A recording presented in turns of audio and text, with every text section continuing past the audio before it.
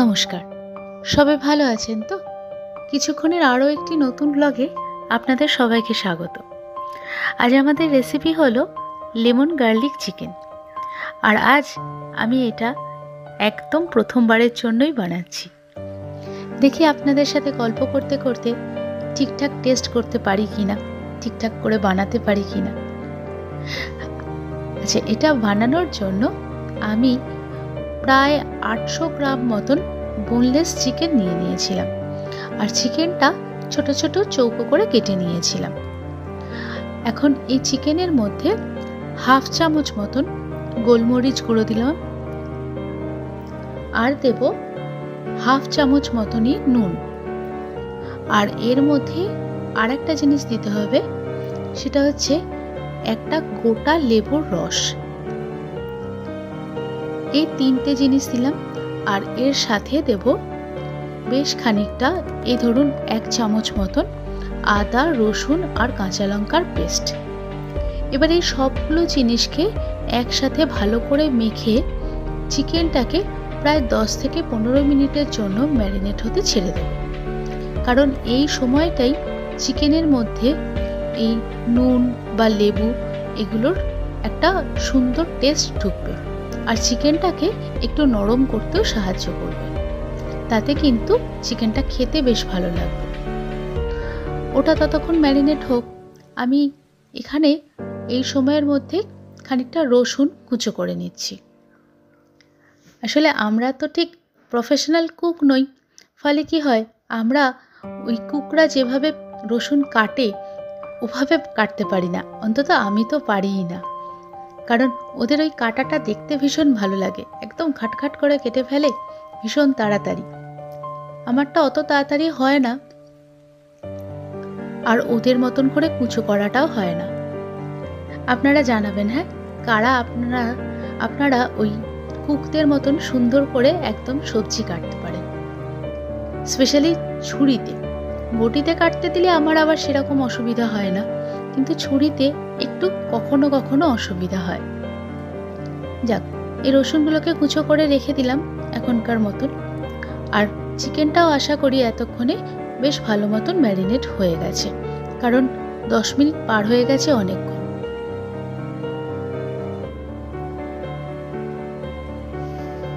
এবার চিকেনগুলোকে আমি একটু শ্যালো ফ্রাই করে নেব।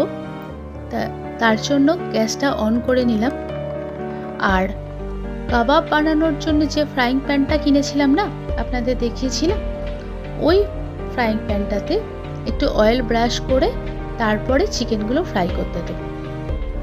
এতে কিন্তু এরমভাবে অয়েল ব্রাশ করে নিলে আমি দেখেছি রান্নাতে তেল অনেকটা কম লাগে।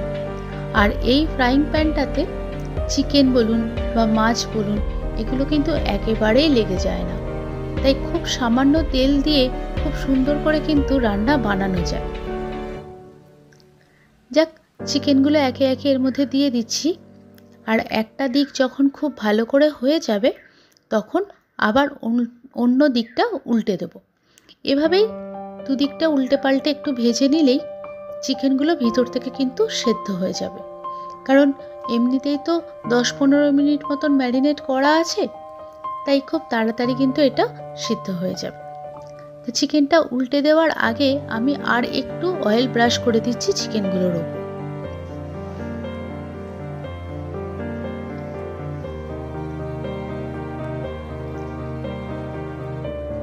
সারাদিনের কাজের শেষে সন্ধেবেলা বাড়ি ফিরলে অনেক সময় কিন্তু এরকম একটা হালকা স্ন্যাক্স বানাতে বেশ ভালো লাগে।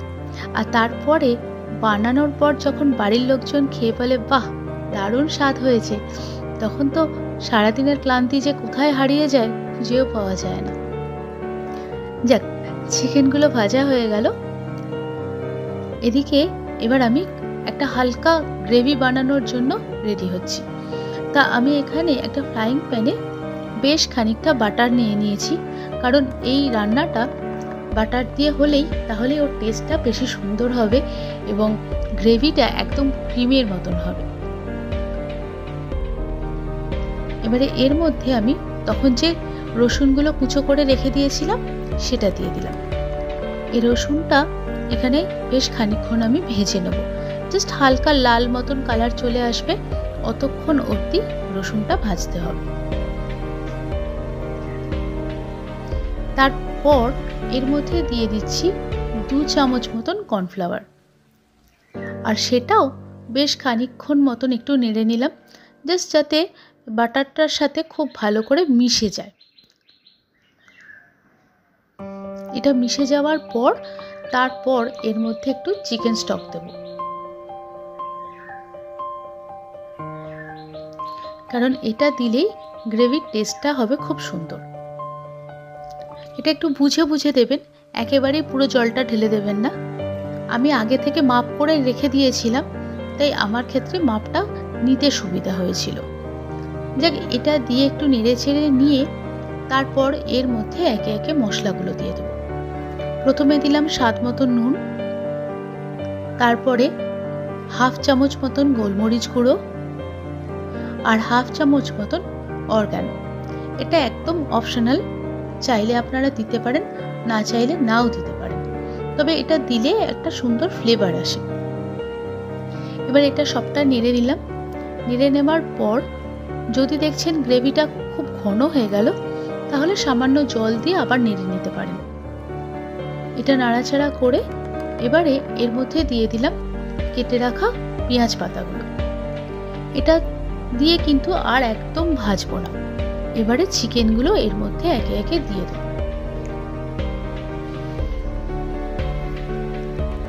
সবকটা চিকেন এর মধ্যে দিয়ে আর বেশ ভালো করে নাড়তে হবে বেশ অনেকক্ষণ, কারণ গ্রেভিটা একদম প্রায় শুকনো শুকনো হয়ে আসবে, চিকেনের গায়ে জাস্ট লেগে লেগে থাকবে, তাহলেই কিন্তু এটা খেতে বেশি ভালো লাগবে।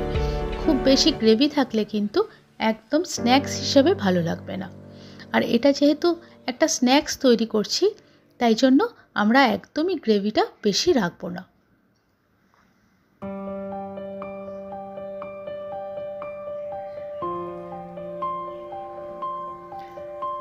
এটাকে এবারে একটু বেশিক্ষণ নাড়াচাড়া করে নিয়ে তারপর এর মধ্যে আর অর্ধেকটা লেবুর রস আমরা দিয়ে দেবো, কারণ যখনই ওই লাস্টের দিকে বা শেষের দিকে লেবুর রসটা দেওয়া হয়, তাহলে না একদম টক ভাবটা থেকে যায়। তো সেই টক ভাবটা থাকলেই কিন্তু লেমন গার্লিক চিকেনের স্পেশাল টেস্টটা আপনি বুঝতে পারবেন। ব্যাস, এখানেই 1/2 লেবুর রসটা দিয়ে দিচ্ছি, দিয়ে আর একটুখানি নেড়ে নেব, তারপরেই এটা নামিয়ে নেব।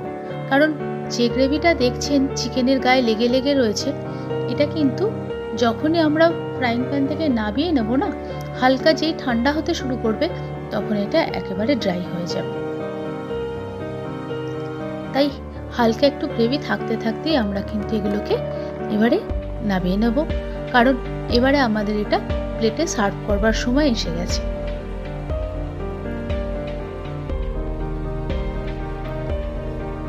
আজকের রেসিপি একদম রেডি।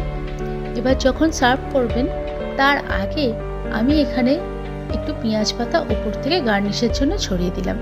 আপনারা চাইলেও এটা দিতেও পারেন অথবা নাও দিতে পারেন। তাহলে আজকের ভিডিও একদম শেষের মুখে। আপনাদের কেমন লাগলো অবশ্যই আমাকে কমেন্টে জানাবেন, আর বাড়িতে অবশ্যই একবার ট্রাই করে দেখবেন যে আমার এই রেসিপিটা আপনাদের ভালো লাগে কিনা। আর যদি ভালো লাগে আমাকে কিন্তু জানাবেন, এবং এই ভিডিওটা একটু লাইক করবেন, সাবস্ক্রাইব করে দেবেন আমার চ্যানেলটা, কারণ আপনারা পাশে থাকলে তাহলেই আমরা আরও এগিয়ে যেতে পারবো। আর এতক্ষণ ধরে আমার ভিডিওটা দেখার জন্য অনেক ধন্যবাদ। খুব তাড়াতাড়ি দেখা হচ্ছে নতুন একটা ভিডিওতে। ততক্ষণের জন্য সকলে ভালো থাকবেন, সুস্থ থাকবেন। তাহলে আজকের মতন আসি, দেখা হবে খুব তাড়াতাড়ি নতুন একটা ভিডিওতে।